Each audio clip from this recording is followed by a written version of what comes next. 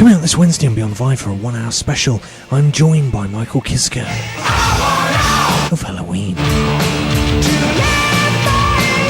Did it feel like this is going to be the one that's going to break us? This is the thing that many people might find funny. I never had any doubt.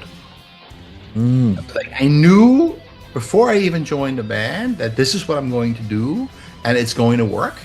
I had no doubt about it.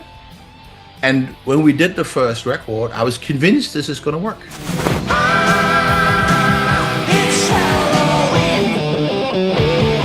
It started with the internet and digital, and everybody was able to download it, and then you were able to copy CDs, and now you have the streaming services that starve musicians to death, like Spotify. Apple is not as bad, but Spotify, for instance, they screw musicians big time, and now they try to get rid of musicians by having AI bands that don't even exist anymore, stuff like that. It's ridiculous, it's ridiculous.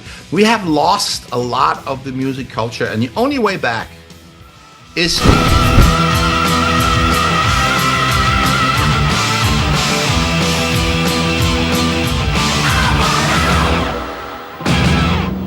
So I'm here with Michael Kiske. Thank you so much for joining me. Of course, you're celebrating 40 years of Helloween, as well as having this new album on the way, Giants and Monsters, coming out on August 29th. So firstly, I want to talk about that, the new record. It's, I believe it's the 17th album for the band. I believe so. How did this album come about? How did this conversation for these kind of themes for this record happen? It's not such a big thing. I mean, basically, the songwriters just start to get ideas together, and then in the end, it comes out what comes out. It's like there's never any particular plan. The only thing we did when we did the last show in 23. That was in Mexico. We had a little bit of a meeting in a restaurant and talked about just roughly the next things to do. The only thing we said is that we just open up. We just let it go and are open to whatever comes and not trying to copy the previous record or anything like that, which we never do anyway. But that was the only kind of thing we did. I don't think that any of the songs. I mean, I know Kai doesn't. I know Waiki doesn't. I don't think anyone has a plan where to go and to write a song. I mean, you probably know how that is. I mean, you have maybe a guitar riff, or you have a melody, or maybe something you want to write about, and then a song comes out of it, and you use your tools of how to arrange a song when you get to a certain point, and so something has to happen.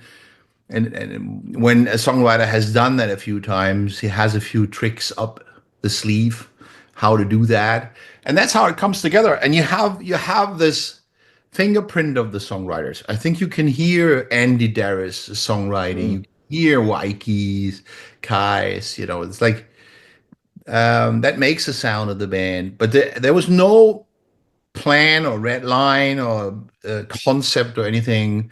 They were just started to write. I think like summer last year or something. And I was surprised how many songs came around. They had more than 20 great songs. I mean, ended up with a little bit more than 20 songs that we thought were good. So the next record is definitely already written. So like, which is a good sign. It just shows that the creative energy is really good. And that's how it is. And it always, I mean, since we had so many songs available, it was easier to make this record because you had a lot of songs to choose from. So you can choose songs so that the album has a nice balance. And I think that's in my opinion, one of the main differences to the previous one. I thought the previous one was a bit overloaded, in my opinion. There's too much information, too much squeezed into one song. Every guitar player had to have a solo, all that stuff. And this one is a bit more organic, a bit more round. It's a bit more kind of almost natural in a way. That's how I hear it. Yeah. one of my personal favorites off the record is Universe. It's Hmm. just got that kind of classic kind of Halloween feel, the big guitars, the big choruses.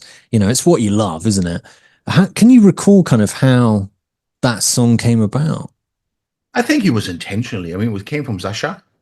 And I Mm, think he had the plan to write a typical Halloween song. I mean, he used the classical elements, and since he knows how to he's a good musician. He knows how to do that. And since he's playing in the band, it's okay to do that. That's, I mean, to me, that's clear that he wanted to write a Halloween song, mm, while the others did what we usually do, just go wild and but Halloween was more than that. Halloween, I mean, the two biggest records that I was involved in, Keeper One and Two. I mm, mean, songs like Future World, Out and Out, Doctor Steen, Rise and Fall, We Got the Ride. It was never just the speedy songs. mm. And also when it comes to success, it was rather songs like I Want Out, these type of songs. So I mean, I know what you mean when it comes to power metal. Mm. There are certain elements that people connect with it, and I'm sure that that was the motivation for Sasha to write that song, and it turned out really good. Yeah, yeah. Is there any particular favorites for you off the new record? Any that you think, yeah, this is something I My really favorite enjoy? is I mean, I'm happy with I like a bunch as usual, but my favorite is Into the Sun. Mm, Like that one. That one was already there for the previous record, but they changed so much that in the end he wasn't happy with it. They changed the key, made it lower, which took away a bit of the drama. mm. They was just not happy with it. I like all versions, but I agree that the original version was the best one, and that's what we got back to. It's like the basic idea. I love that song. I just think it's a very, very strong song. Could almost be a James Bond soundtrack. That's the Yes. type of Yeah, yeah. song it is.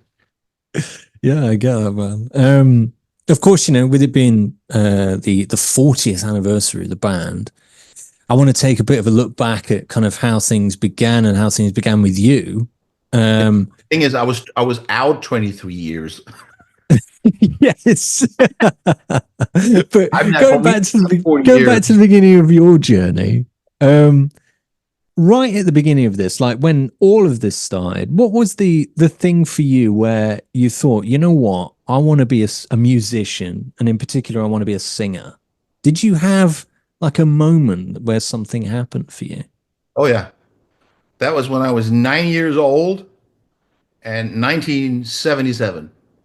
Wow, And he gets that's specific. when I discovered Elvis. I mean, it was kind of silent Yeah, the yeah. years before. He wasn't doing so well, and when he died, they suddenly showed all this stuff from him on TV.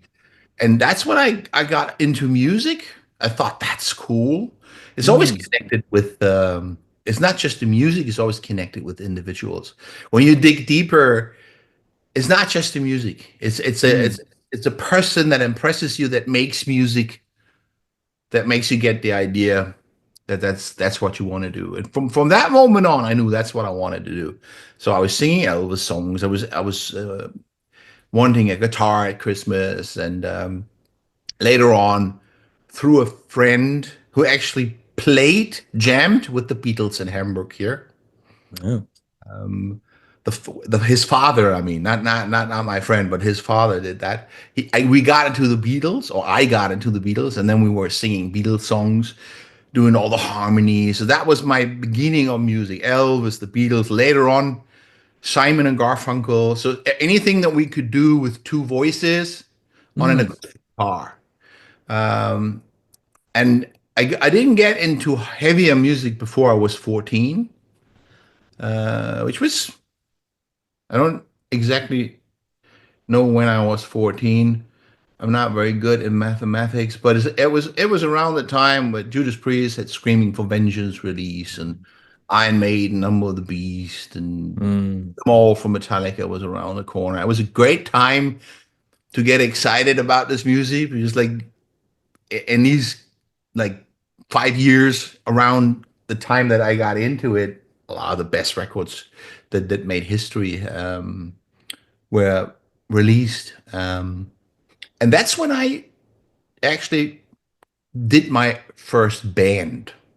Mm. It's like when you do Elvis, Beatles, Simon and Garfunkel, you can do that with your friend with two acoustic guitars and stuff. But when you get into hard rock, you want a band.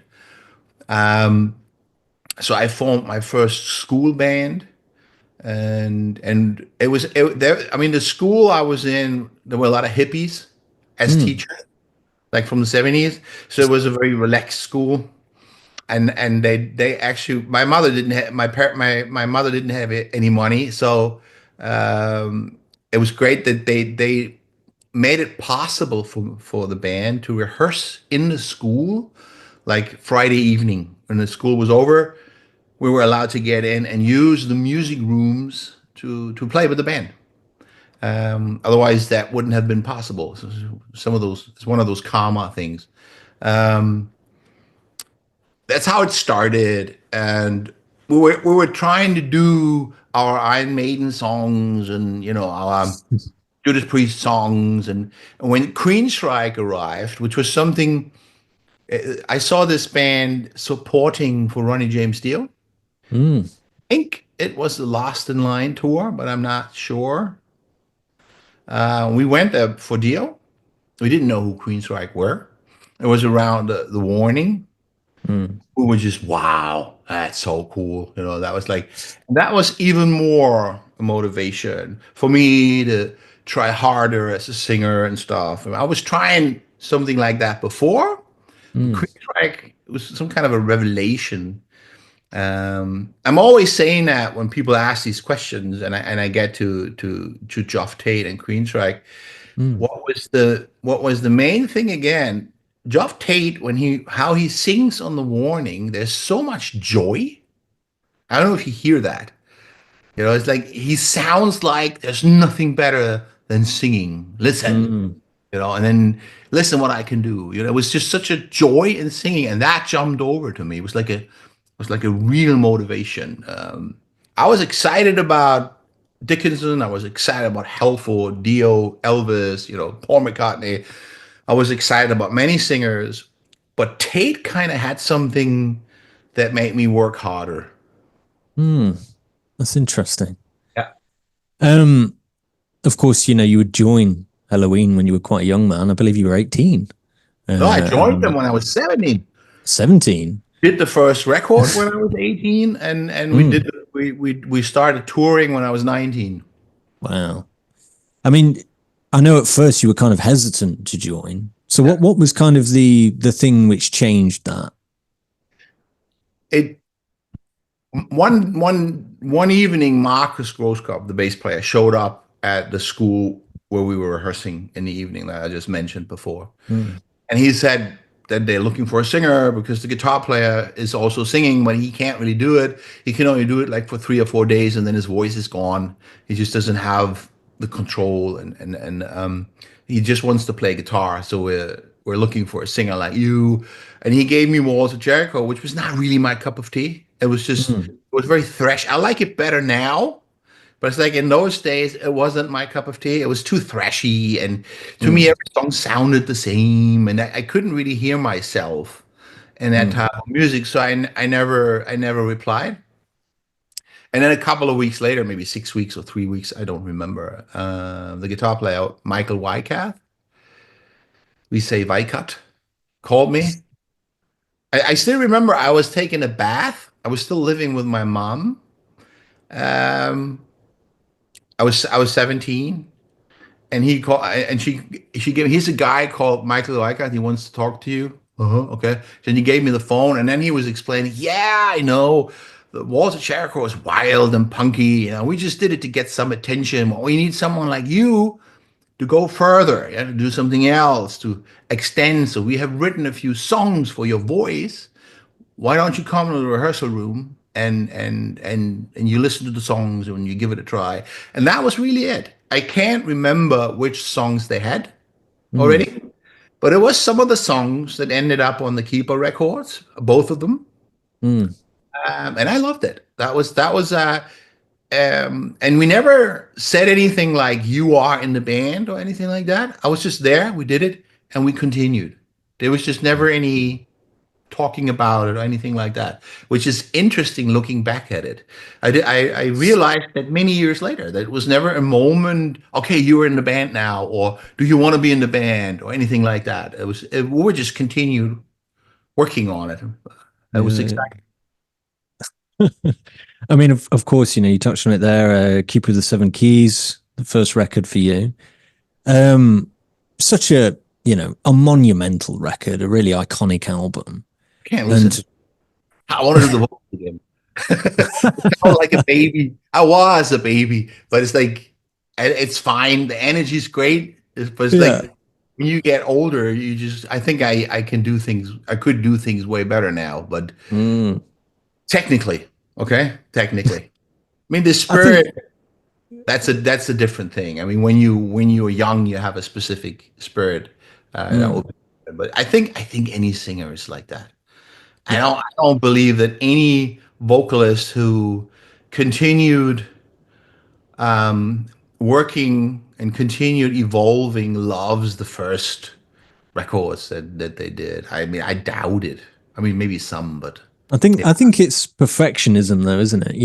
In yeah. any But it's field, also like I English. I have you hear that it's like such a German English. Like I hear it now. I didn't hear it then, but I mean, yeah, it is what it is. People love it, and that's okay. But mm. I'd love to do it all again.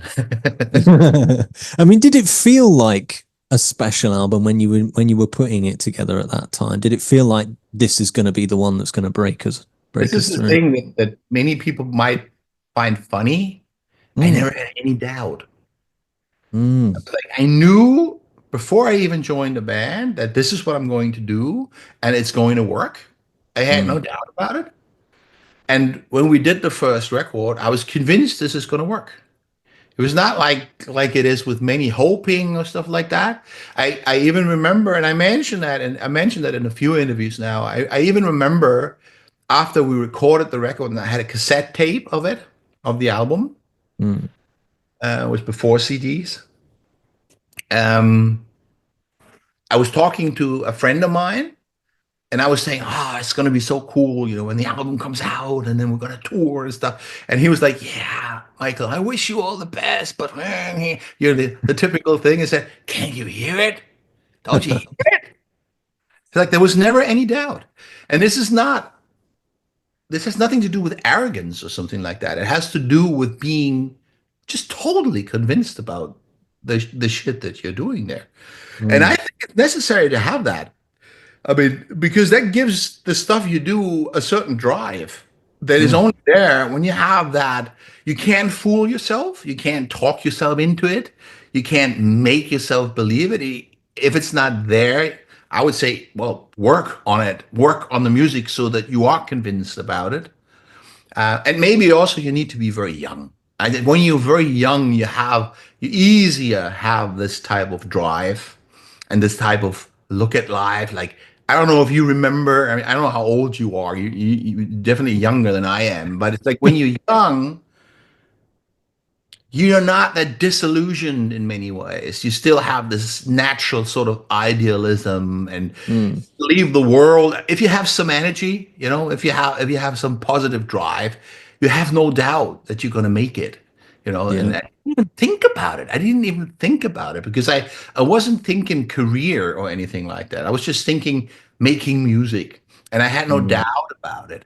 And it's the same with the others. It's like it was a vibe within the band. We had no doubt that this is amazing. And when it came out, I mean, the record sales jumped a whole lot. The Walls of Jericho record had around 100,000. mm. The first Keeper very quickly got to 1 million, which Wow. which was a bit more. And then we started touring, and things continued growing. And of course, the Keeper 2 was even bigger and stuff. But I wasn't even surprised. I wasn't. And to me, that was supposed to happen. I can't say anything else.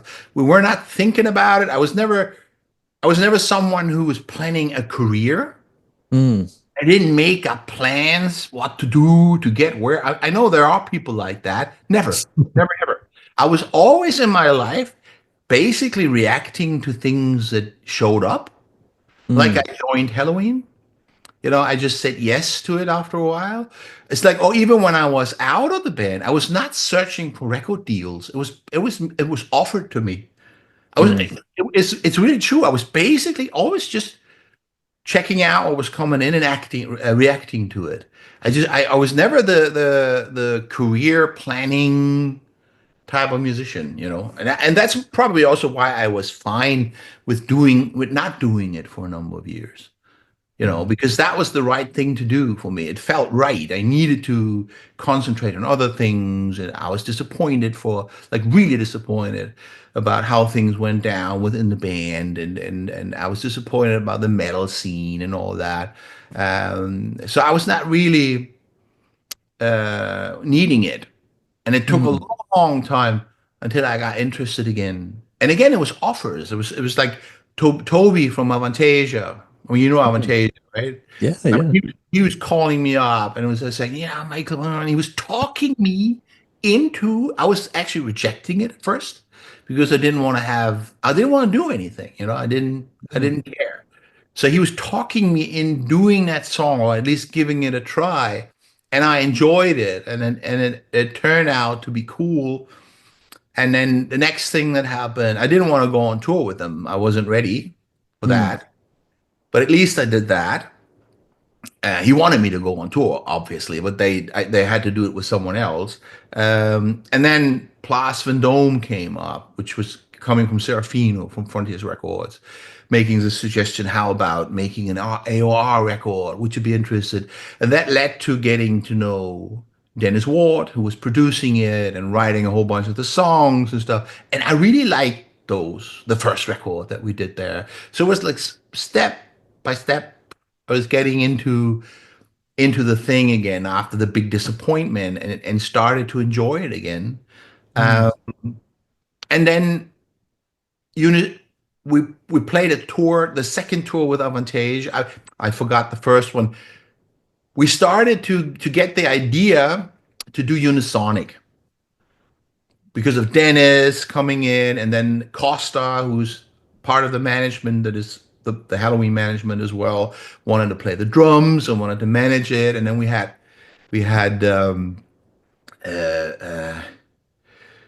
a guitar player. We had Dennis was playing the bass. We had Mandy playing the guitar, and then we were just starting to arrange songs and getting stuff together. And then the second question from Toby came in about Avantasia, like the next tour. And then Costa said, Michael, I think you should do it. You know why? You only sing bits and pieces. There's not much on your shoulder. And I think that might be the perfect thing for you to get used to the stage and feel comfortable again. And he was right. It was perfect. Um, Mm. I remember that it was the first time ever for me in South America. And by the time that I was in the band, you didn't go there. Mm. It was just when you went there, it was just chaos. Okay, and during the time that I was out of the band and out of the scene, really, it developed, and people started to build a structure that you could play there. So it was my very very first time to play live there, and I did not know that I was quite famous in South America. I did not know that. I wasn't, and I remember that I get goosebumps talking about it. When I walked on the stage doing Reach Out for the Light, and when we were done, the audience was singing my name. Wow. That was amazing. I mean, all these things, you know, helped me to get back into it. I was still lingering on in my head with the old anger and never Mm. wanting to talk to them again, never wanting to do anything with them again. And then we were playing in France with Avantasia. I think we were headlining a festival or something. And then I ran into Michael Wycath, who was the one that I had the most beef with. Um, and he said he looked at me. I ran into him and he looked at me. He said, "What have I done that you can't forgive me?" And I was like holding my breath. And I realized there's no anger. It's gone. Mm. It vanished without me noticing it. And I got over it. And in that moment, I realized that. And I said, you know what? I think I've forgiven you a long time ago. And that was that. That kind of changed something for me about Halloween. There was no talks about any reunion or anything yet. We were continuing, like on the second tour that I was talking about with Avantasia, Mm. like when we did the second Avantasia tour, I mean, Kai was part of it. What I said earlier was the first one I did. But the second one we did, I don't remember exactly when it was. Could be 2013 or 14. I don't remember. Kai was there too. Kai was part of the Avantasia crew on that tour. He was even singing some stuff, and so we were on stage again together. Mm. And there's this vibe going on, and we started talking. We should do something together again. So he wanted me to join Gamma Ray, which I didn't want to do. So he decided to join Unisonic, and that's how that came together. The Unisonic phase. And I remember at must be around 2016 maybe. We played 3 shows in Spain, and after one great shows, little shows, just something like 2,000. Mm. Uh, Great shows. It was really good. The band was getting there, from the vibe and all that. Kai said, Michael, we just got to do something with Halloween again one day, before it is too late. And then I said, you know what? I'm open. And Costa, who's part of the bottom row management, also played the drums in Unisonic. So he was in the dressing room. And he just looked at me and said, what do you think is going to happen when I mention that in the office? And I wasn't thinking any further. But then a week later, Jan Bayati, our manager, Halloween manager, called me up, wanted to check out how serious I was about it. And that's how it got more real. And then he Mm. wanted me to talk to Waiki to sort it all out, which we did. We talked and we forgave each other, and that was great. That was my main motivation in the beginning, to get this Mm. out completely out of my system. I did not even expect anything. I didn't know that this thing would actually get bigger than before, which it is. I don't know if a lot of people are not aware of it, but we never were able to play as big as we do now. Uh, Mm. is amazing. I did not expect that to happen, but it is amazing. Um, and Jan also wanted me to fly to Tenerife, which is where Andy's living, Mm. spend some time with him because I didn't know him. And he said, if you guys don't get along, it doesn't make sense. I mean, that's always how we do it. We're not a Mm. business band, It's like where you throw things together just for the sake of the cash. It has to work. It has to work on the human level. I mean, money for me was never the motive. It's great to make money, but that was never a motivation for me. It was never where I made my choices. Okay. Mm.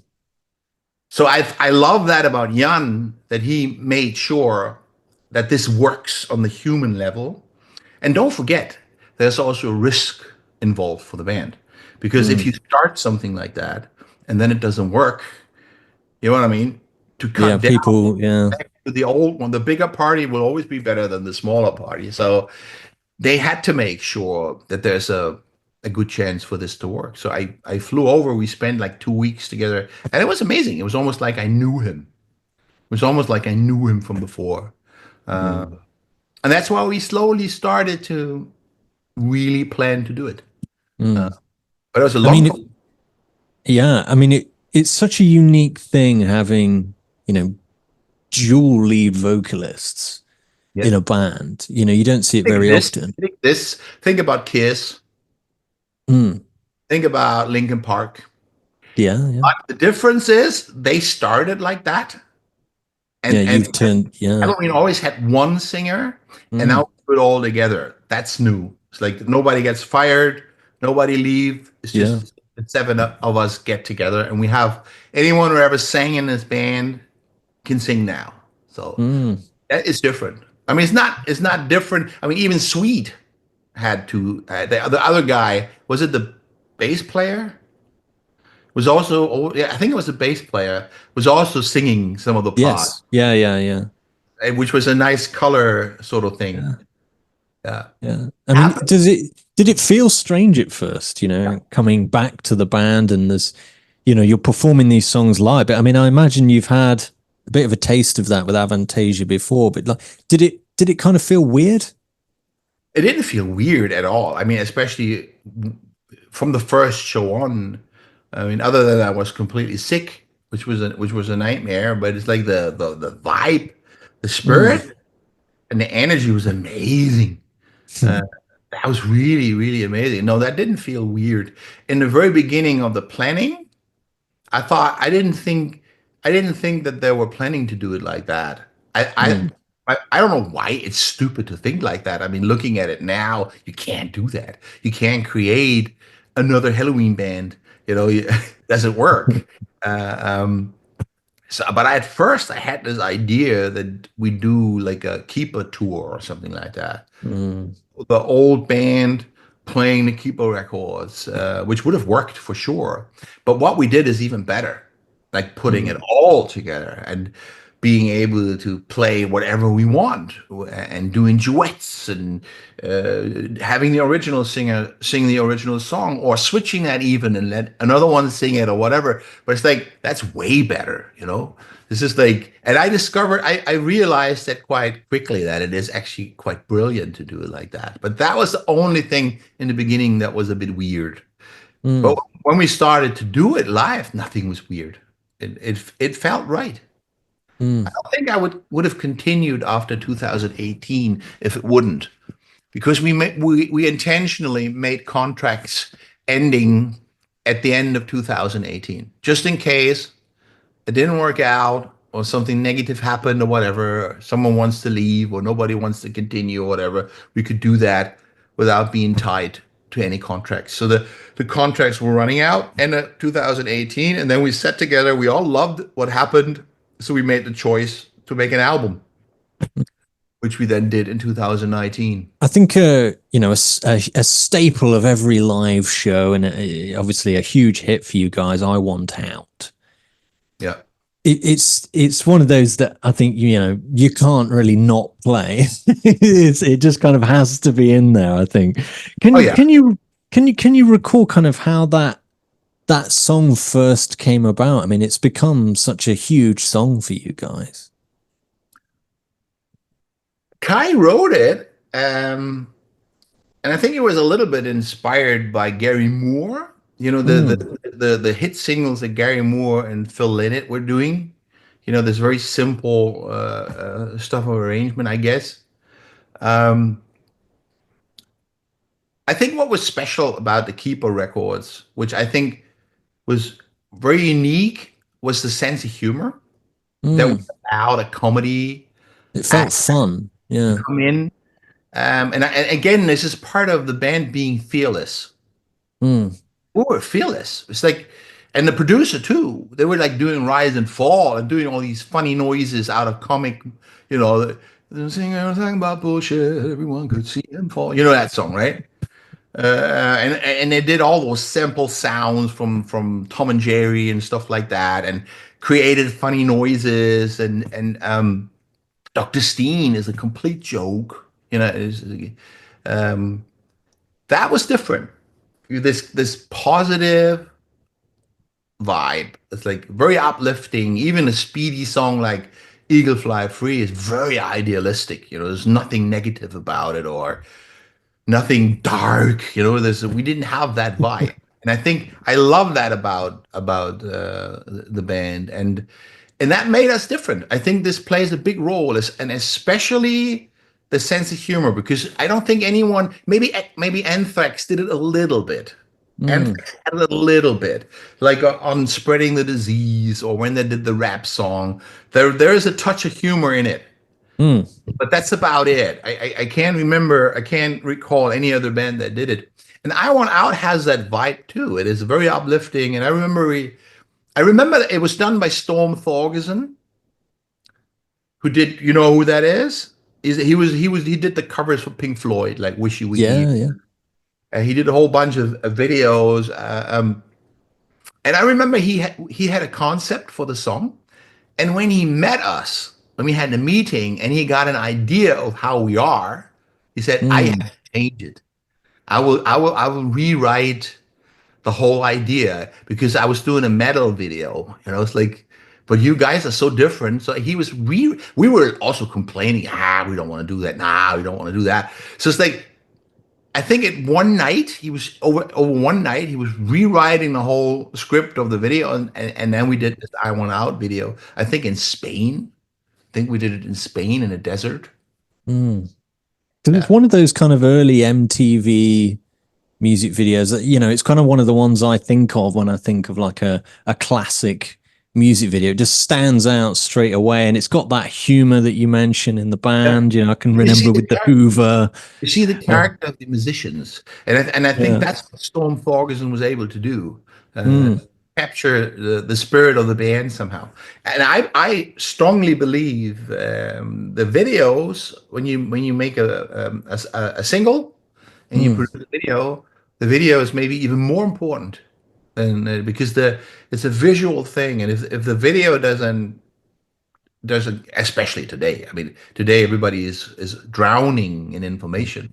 I mean, you get thrown to death by videos. Okay, if a video is nothing special, nobody's going to see that. They have to have mm, something. But in the 80s, I think that's part of why it got successful. It had a positive vibe. mm. People were getting a good vibe from it, and yeah, I mean, it's difficult to analyze why it Yeah. didn't work. I mean, I had a female friend here over the weekend, a Spanish girl. She lives in England, and we were watching some Billy Idol videos and what's the other thing? Even 80s Kiss videos, the unmasked face. Uh, Saw an interview with Kogan, the Magnificent Others, and he did this interview session with Paul Stanley, which we liked. You know, Mm, Paul Stanley seems to be a very gentle soul, like very very sensitive and very intelligent, which she didn't know. So I showed mm, that to her, and we were watching a whole bunch of videos from the 80s, and some of them are so stupid, and they look so cheap and weird. It's like in the 90s they got better. They mm, still watch those videos without getting a weird feeling. But in the 80s, some of the stuff was so funny. Uh, yeah, and we were right among them. mm. I think that's part of the charm. It's just got Yeah, that. I agree. I agree. I agree. Yeah. It's almost cool again. You know, Yeah. in the Billy Idol videos are great because of his attitude. You know, he has he's Mm, like a lion focusing his prey. You know, he's so, why? Who are afraid? He was like, he was cool. He was cool. He was really cool. A question I like to finish on that I ask every guest that comes on. It's a bit of a hypothetical one. Um, if you could tour or work with one musician from the past and one from the present, who would they be? Of course, you've got to work with like Avantasia, with various artists there, but is there any for you that, if you could reach out and just grab them, you The would thing go is, for? when you really admire someone, it doesn't necessarily raise the wish to do a duet or something. Mm. I'm more like I like to shut up and listen. You know, I mean, I could say Elvis, but I mean, who would need me next to Elvis? You know what I mean? You I shut get you. up and listen, and this is why it's difficult. I would have loved to be a little mice watching Yeah. Elvis, for instance, recording Jailhouse Rock or something, which I Mm. think he recorded like 30 or 50 versions, and then Wow. that's the one. You know, I have a very recent voice crush. I mean, someone who had completely knocked me out of my shoes. It's a girl from the Netherlands that you probably haven't heard of. Who, in my opinion, when she has a great moment, when Mm. she's great in the situation, and she loves the song, and she loves the feel of the moment. She is magic. She just radiates an unbelievable energy. She's a perfect singer. She has perfect control. She's like, in terms of technique, a master. But that's never what makes a singer. She also has the soul. She has the passion. She can sing anything, and she moves me like I haven't experienced for ages. And her name is Davina Michelle. Okay. I'll check her out. She's so good. And if you check out Halo, she did a cover. She started with doing covers, recording Mm. covers on YouTube, and then she did a cover of Pink's "What About Us?" And Pink watched it and said, "Who is this? Does she put records out? No? Well, that needs to change." And then she says, "That was just rude because it was so good." Uh, well, actually, now I know what it's supposed to sound. Wow. This is better than I could ever sound. I love it. I like to own it. And when she said that, it was a podcast. That, I mean, she was Mm. like listening to fan reactions. Davina got big in Holland. You know, she got a really big number there. But outside of Holland, she's big on YouTube. She has 2 million followers, I think, around that. She's big on TikTok and Facebook and all that stuff. But to me, she's a champ. She's like everything that I admire in a musician. She writes some brilliant songs with her boyfriend together. But her singing, check out "What About Us," the cover she did, and Mm. especially there's a version she did on a Dutch TV show. She has braided hair. It was like there's like a few people on a couch, and she does a live performance. Try to find it. What about Right. us? And she has a blonde braided hair, holds the microphone like this. Okay. And then check out Halo, the cover of Beyonce, the official video. Um, check out Gold Plated Love and No Angel. It's a song of herself where she's angry because she started to get bigger, and so she started to get criticized and stuff. I mean, she's a really hardworking girl. She has like for years, every week she did a cover video. She has done 2 records of herself. The last one is absolutely amazing. Came out in September last year. World Mm. class production. To me, best voice I've ever heard. So I could tell you 1,000 videos, but just check out those. You know, it's like Mm. I mean, I can feel the enthusiasm.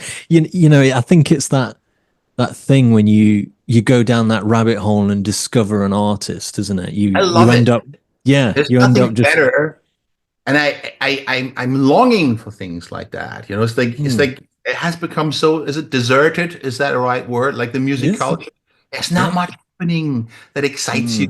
mm, I have seen so much. It's very difficult to impress me.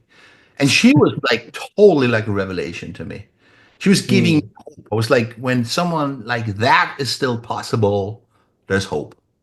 mm. Do do you feel that, this kind of maybe the metal scene or the rock scene, do you feel it's kind of become a bit stale?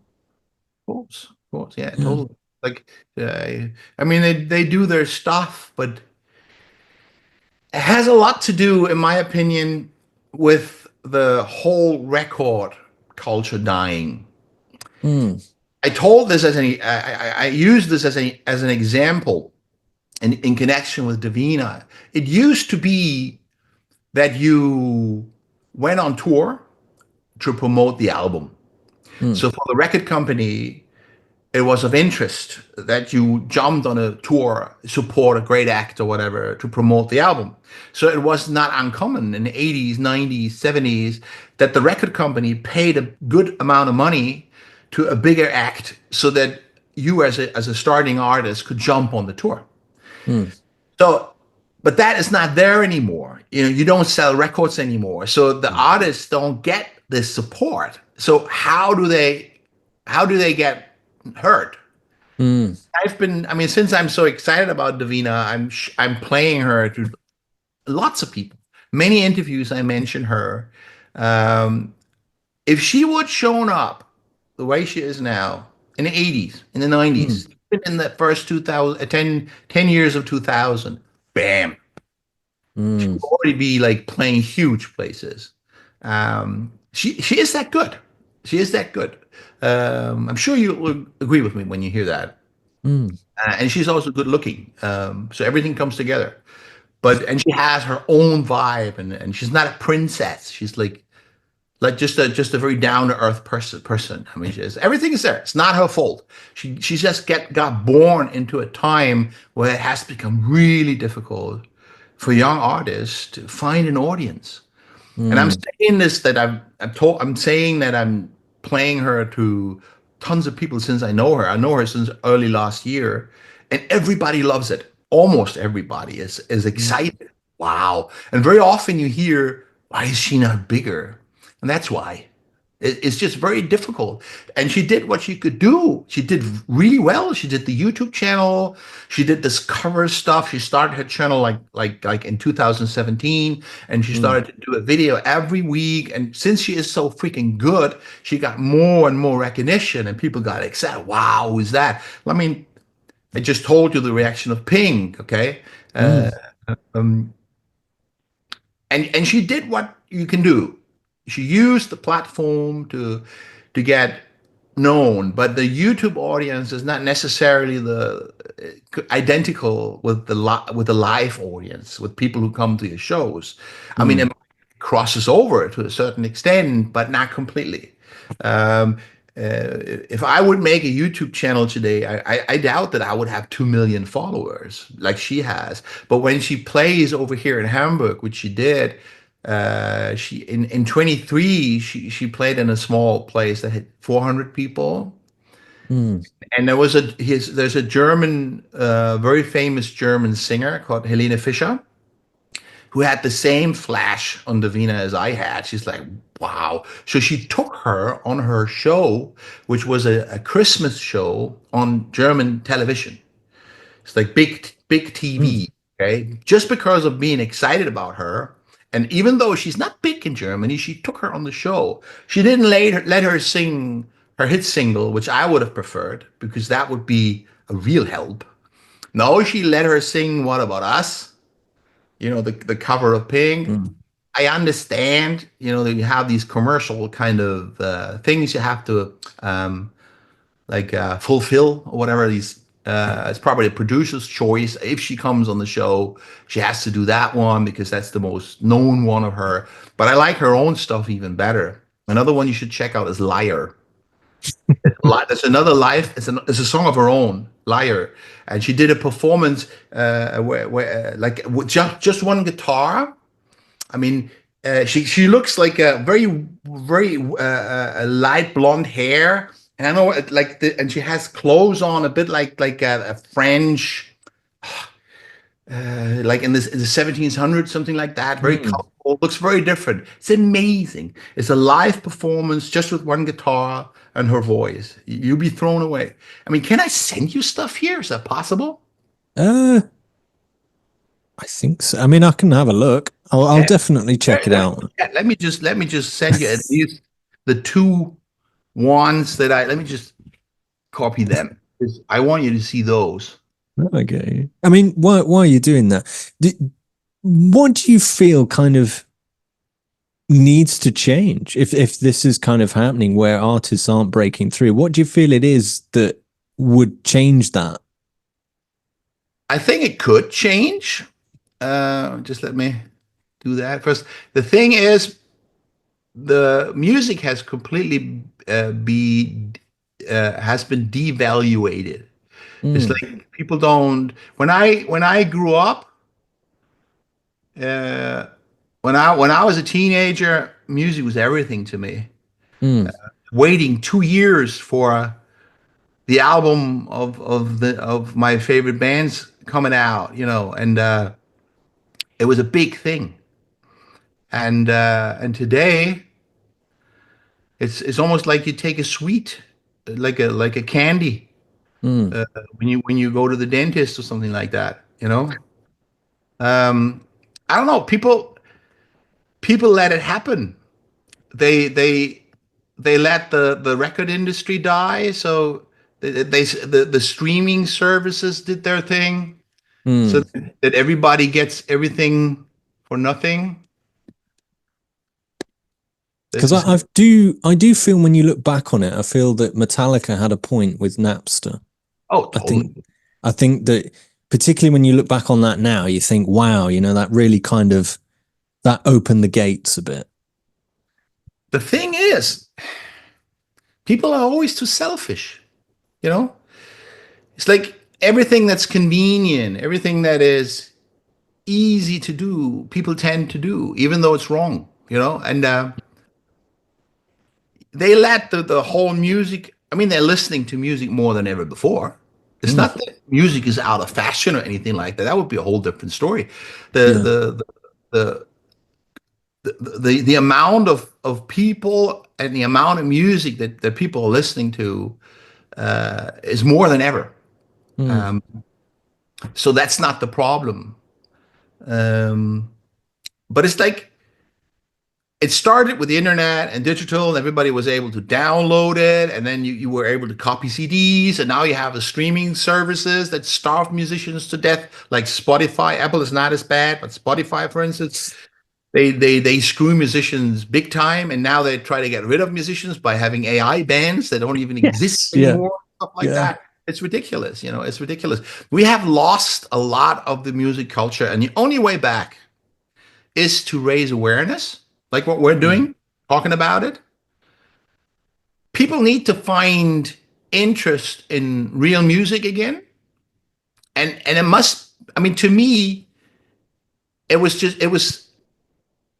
was almost a moral question that I would buy the CD of the band mm, that I like, because I was thinking, of course I buy it. I want to have it, but I mm, also want to support the band because I want them to make more music. I want them to make another record, and it's a very simple. Everything has to be financed. You know what I mean? mm, And that's the only thing. There needs to be a change in attitude towards music culture. People need to be interested in.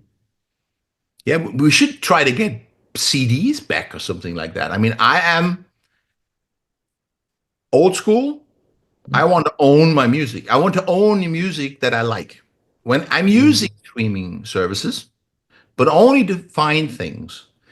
And if I find something that I like, I order the CD. And if they don't mm, have one, I'm angry. Yeah, I hate it when it's just streaming and there's just no CD because mm. I don't want to rent music. I want to own it. Yeah. But I it mean, we're has seeing we're seeing a bit of that now with records coming back. Obviously we've had this huge resurgence in vinyl. the thing is, things can always change for better again. You have Mm, movements about it. I'm not negative in a way that it's never gonna be good again, but it has yeah. gotten pretty bad. Especially when you have young. I mean, I'm fine. The history of Halloween is written. We have our fan bases, and if we, as long as we can do this, I think we'll be fine. Okay, Mm, I'm just thinking about young artists, and I'm thinking about the music culture in general that should continue and evolve and stuff. You don't even in Europe. You don't have. It's like that was another thing in the 80s and in the 90s when someone like Davina would be successful in her country, she and had a number one hit, which she had mm, with one tune that she did, like some time ago. Actually, she was number one for 6 weeks in the Netherlands. That video would have ended up on MTV Europe yeah. or any other show that was seen Europe wide. She would end up in the rotation, and then the European people would know her Mm, as though the career would start. Doesn't exist anymore. You have these sub music scenes, and one scene doesn't know what the other one does. You have in one particular scene, you have a band very successful. They might even have like little arenas, like 20,000 people, and I don't even know them, mm, because there's this not no global music culture happening. And it's like when we started with the Keeper records and we did the single Dr. Steen and went top 10, it went into the normal charts. And mm, it was among a Whitney Houston, a Michael Jackson, it was a global music culture. The same with all the other bands that were there. There was a global music culture, and if something got big in one country, Europe would recognize it, and that's not necessarily the case. The only thing that I could think of that exists still is like YouTube. Mm. How you have these social media platforms, but they they they create another disease. It's like, do you have to be in the algorithm? Yes, for it to For example, learn, and it's kind Tina of strange. is in her 20s, so she's a child of that time, Mm. and she did something that I don't understand. It can only be explained because of YouTube. She made her amazing new record, which is called Higher, by the way, which you probably won't get because I needed to really search where I could order it. You can't even Mm. get it on Amazon or anything. Great production. If you like that type of music, it's a bit R&B. It's a touch Whitney Houston, Jessie J, Mm. Lady Gaga, but in her own way. But it's that kind of language, okay? Yeah. Voice, good songwriting, emotional. Um, where was I? She did this. She released that record, and she released 9 videos on one day Wow. on her YouTube channel of the album. 9 videos. It used to be you do a video that promotes the record. After a while, you do Yeah. another one, and you know why? Because when you do that, your algorithm is better. You have more clicks. You have more views. Mm. But she throws away her gold. You know what I mean? This is, to me, Mm. artistically, this is not the way to do it. Maybe I'm wrong. Maybe I'm too old. Maybe I don't understand. But how can you release 9 videos in one day? Mm. Album. I think I think there's a bit of that kind of binge culture. You know, if you look at like a Netflix or whatever, that they'd release a full series in a day. Yeah. Yeah. So then Yeah. everybody, maybe it's something to do with that. Maybe it's like Spirit of the people want time. to There's no consume it. doubt. It's the Mm. spirit of the time. And I know with they don't think and Davina or whoever made that choice might have been the management or whatever. They don't think like we do when we make a record. We still do it the old way. Mm. We do one single, and then after a Yeah. while we might do another one. I think they think YouTube. Mm. They think this is going to create more clicks, and then it's going to be seen by more, and they're probably right. But in terms of music and your career as a musician, Comes at a cost, I suppose. Yeah. you just throw out your pearls way too Mm. quick. I mean, she has already done all the videos now in one Yeah. day for the album. Yeah. Yeah. So it's a strange one. You know, Yeah. it's I don't know. I think we kind of need to go back to kind of savoring things rather than just having Give it everything. value again. Yeah, yeah. Don't throw it all out there. This more, more, faster, faster. More likes, more clicks. Yes. That's the insanity. It's just, and everything is about your vita. Everything is about likes. It's not about who Yes. you are. It's about what people think who you are. Mm, It's like yeah. it's like very superficial and unhealthy evolution.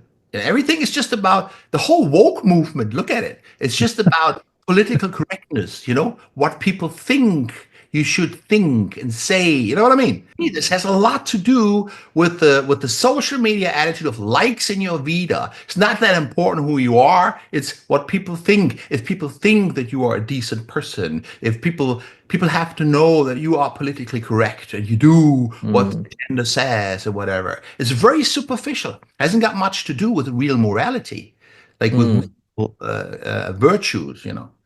Like you And, might not actually mean it, but you huh? just do it. Yeah.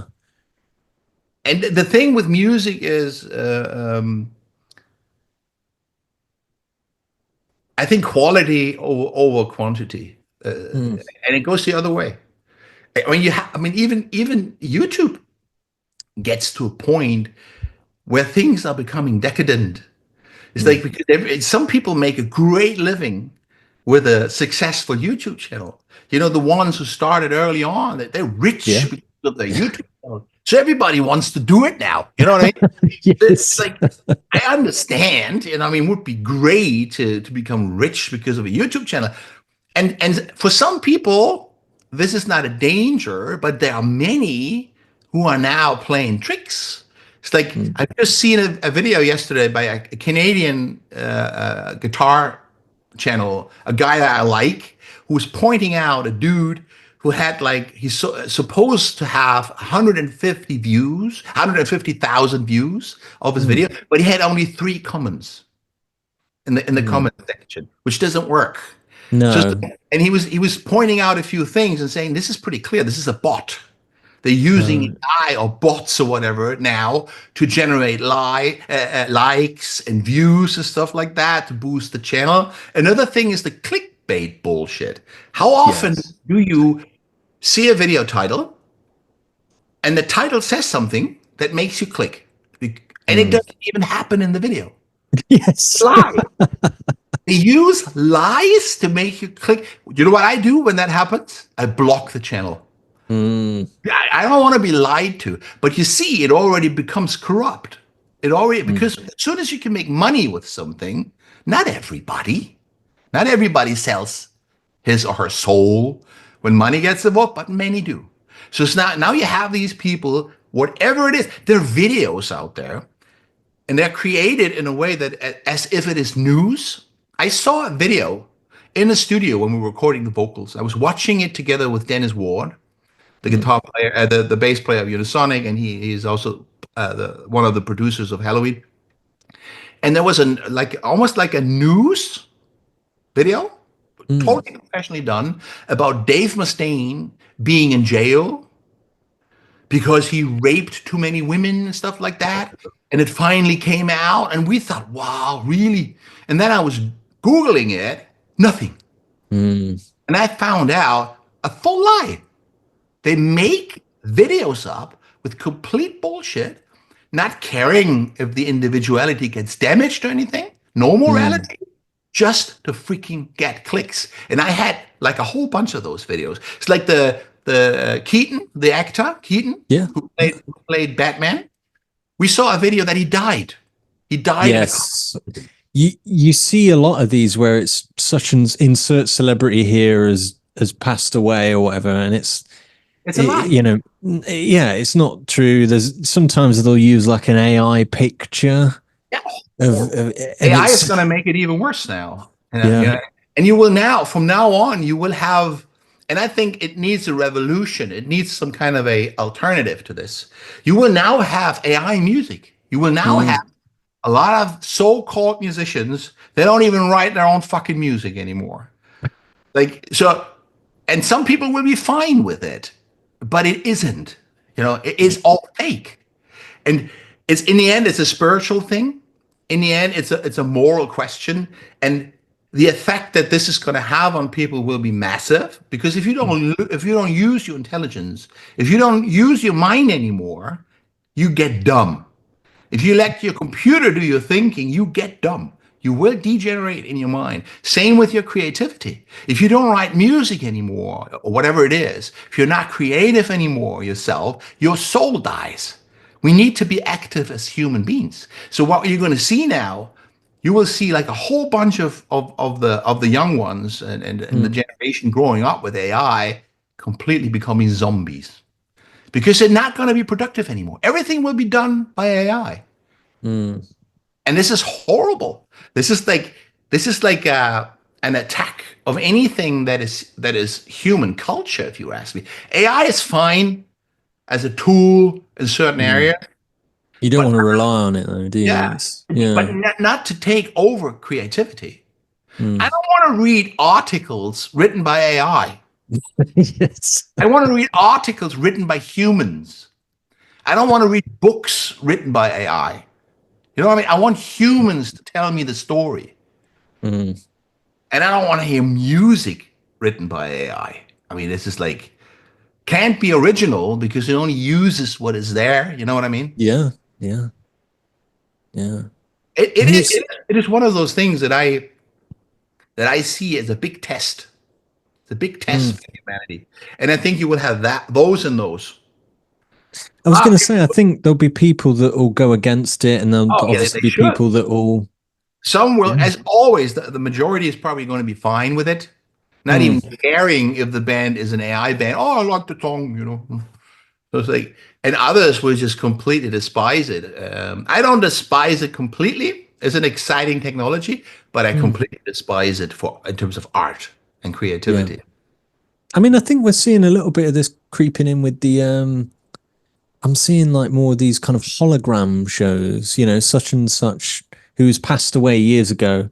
Yeah. And then there's like a hologram show, or there was one a while ago with ABBA doing a hologram It's, thing of, and they looked, well, the yeah, I wasn't holograms looked sure like at they at did first back it was then. a show. It's like when I saw that. That's a different thing. But Mm, I mean, when someone is dead, I mean, it's maybe funny to do that. But the thing is, and I think that's maybe even more important because a lot of people, if you will not understand why the damage, why this has to damage the human soul, you have to be spiritual a little bit at least to understand this. What is it that makes a song move in you? What is it that makes a singer reach your heart? mm, It's when a musician or an artist is able to put his heart into it, to put his heart into whatever it is that the artist is doing, and that carries over. This is the difference that you feel. Someone sings perfectly, but it doesn't move you. Nothing happens. Perfect mm, singing, no soul. You have that.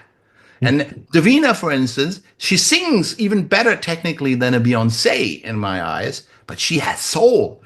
mm, Beyonce is a fantastic vocalist, but she doesn't move me. Davina moves me.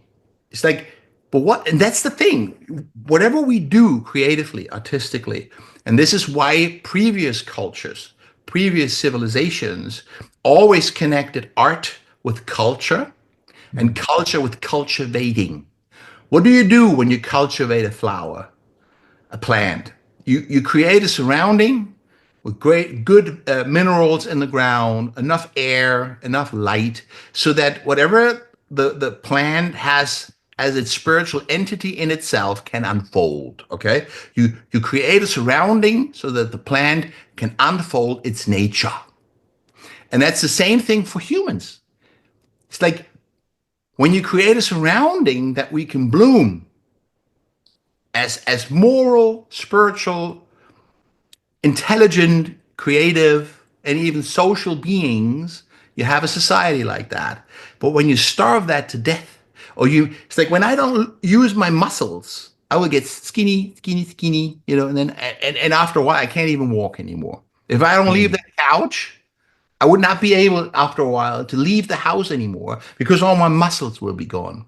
And that's what's going to happen now with AI, with many mm. will cripple inside, mentally and soulfully, and with their willpower.